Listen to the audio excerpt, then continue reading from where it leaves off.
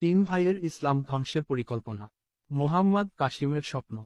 আসসালামু আলাইকুম। মোহাম্মদ কাসিম বলেন, 16 ফেব্রুয়ারি 2017 সালের স্বপ্নে আমি দেখি যে আমি হোয়াইট হাউসের মধ্যে আছি। আমি হোয়াইট হাউসটাকে দেখতে থাকি ও দেখি যে এটা অনেক ভালোভাবে তৈরি করা হয়েছে। এবং তারপর আমি একটি হলে যাই ও সেখানে একটি দরজা ছিল। আমি ওই দরজাটা অতিক্রম করি ও সেখানে দুইজন লোক কথা বলতেছেন। এক লোক অন্য জনের কাছে ভিক্ষা চাইল, তাকে যেন তার ছোট ভাই করা হয়, এবং বলছিল যে আমি আপনার প্রতিটি আদেশ মেনে চলব, এবং আপনি যাই বলেন না কেন আমি সবই করব। এবং এই যে দেখুন, আমি একই রকমের ধ্বংস কাশ্মীরে ছড়িয়ে দিচ্ছি, যেমন ইসরায়েল ফিলিস্তিনে ছড়িয়ে দিচ্ছে আপনাকে খুশি করার জন্য।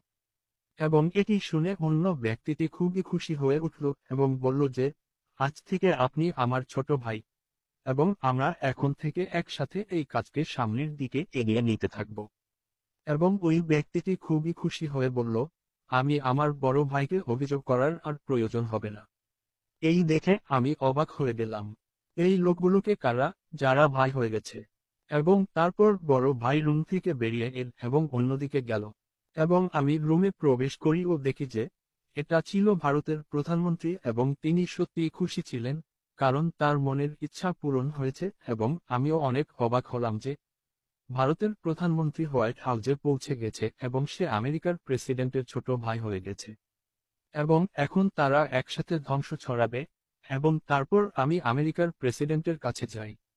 তিনি অন্য রুমে চলে গিয়েছিলেন ও সেখানে তিনি অন্য কারোর সাথে কথা বলছিলেন এবং সে বলল, আমরা একটা ছোট ভাই খুঁজে পেয়েছি, আমরা তাকে যা বলবো সে তাই করবে। এবং তিনি আমাকে এই কাজ সম্পর্কে বলেছেন ও তিনি এটা করেছেন। সে সঠিকভাবে আপনারই পথ অনুসরণ করছে। এবং এই শুনে সে খুব খুশি হয়ে ওঠে এবং বলল, সেই দিন বেশি দূরে নয় যেদিন আমরা পুরো পৃথিবী শাসন করব। সে বলল, আমাকে তার সাথেও সাক্ষাৎ করান। তারপর তারা উভয়ের রুম থেকে বেরিয়ে আসেন এবং আমেরিকার প্রেসিডেন্ট যার সাথে কথা বলতেছিলেন তিনি ছিলেন ইসরায়েলের প্রধানমন্ত্রী। তারপর তারা উভয়ে হলে গেলেন এবং আমেরিকার প্রেসিডেন্ট ভারতের প্রধানমন্ত্রীকে ডেকে আনলেন এবং বললেন যে বেরিয়ে আসেন, এখন আপনার আর কারো কাছ থেকে লুকিয়ে থাকার প্রয়োজন নেই। এখন আমরা একসঙ্গে আমাদের মিশন সামনের দিকে এগিয়ে নিয়ে যাব।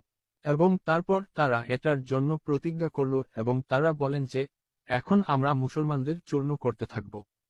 এইসব দেখে আমি বললাম যে মুসলমানরা ঘুমাচ্ছে এবং কাফেররা দিনরাত তাদের পরিকল্পনা অনুসারে কাজ করে যাচ্ছে। তাদের সবাই ঐক্যবদ্ধ হচ্ছে এবং মুসলমানদের জন্য খারাপ সময় আসতে যাচ্ছে এবং পাকিস্তানিরা এখন খুব কষ্ট পাবে। স্বপ্ন শেষ হয়। জাজাকাল্লাহু খাইরান। মোহাম্মদ কাসিমের সব স্বপ্ন পড়তে muhammadkasimBangla.com এই ওয়েবসাইটে ভিজিট করুন।